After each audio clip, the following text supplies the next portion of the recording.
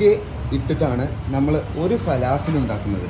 അപ്പോൾ ഒരു ഫലാഫിൽ കഴിക്കുമ്പോൾ എന്ന് പറഞ്ഞു കഴിഞ്ഞാൽ ഫ്ലേവേഴ്സിൻ്റെ ഒരു കലവറ തന്നെയാണ് നിങ്ങൾക്ക് എക്സ്പീരിയൻസ് ചെയ്യാൻ പറ്റുന്നത്. ഫലാഫിൽ ജൗഹറയുടെ ഏറ്റവും വലിയ അസറ്റ് എന്താണെന്ന് ചോദിച്ചു കഴിഞ്ഞാൽ ഞാൻ തീർച്ചയായിട്ടും പറയും, ഇപ്പോൾ ഇവിടെ ഫലാഫിൽ ഉണ്ടാക്കിക്കൊണ്ടിരിക്കുന്ന ഹംസ ആക്ക, അതുപോലെ തന്നെ ഇബ്രാഹിം കാക്ക, ഈ ചൂടുള്ള എണ്ണയിലേക്ക് ഫലാഫിലിടുന്ന മുസ്തഫ ആക്ക, ഇവരൊക്കെ എന്ന് പറഞ്ഞാൽ 35-40 കൊല്ലത്തോളം ഈ ഫീൽഡിൽ എക്സ്പീരിയൻസ് ഉള്ള മാസ്റ്ററുകളാണ്.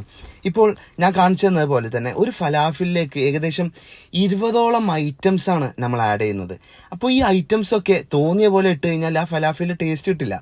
അതിൻ്റെ ഒരു കറക്റ്റ് പ്രൊപ്പോർഷനും ഓർഡറിലും വരുമ്പോഴാണ് ഈ ഫലാഫിലിൻ്റെ ടേസ്റ്റ് ഒരു പീക്ക് ലെവലിലേക്ക് എത്തിക്കുന്നത്.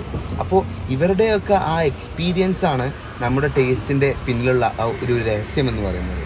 അപ്പോൾ നല്ല ടേസ്റ്റുള്ള ഹൈജീനിക്കായ അഫോർഡബിൾ പ്രൈസിന് നിങ്ങൾക്കൊക്കെ വെറൈറ്റി ഫുഡ്